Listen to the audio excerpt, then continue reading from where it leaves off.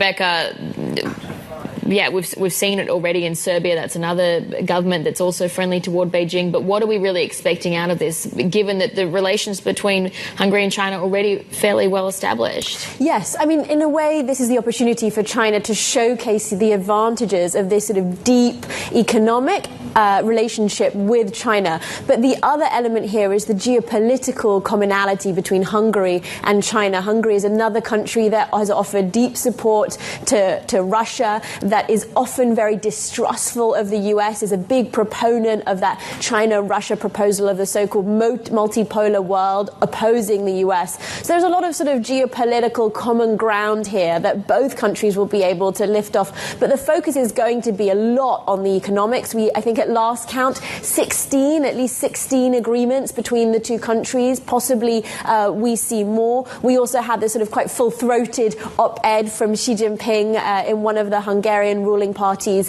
main newspapers, sort of, advocating for excellent ties, saying that this is an example in some ways for the rest of China and Europe. And there are a couple of big projects that we know are already under the way. So we have that cattle factory, CATL, that's expected to create about 9,000 jobs.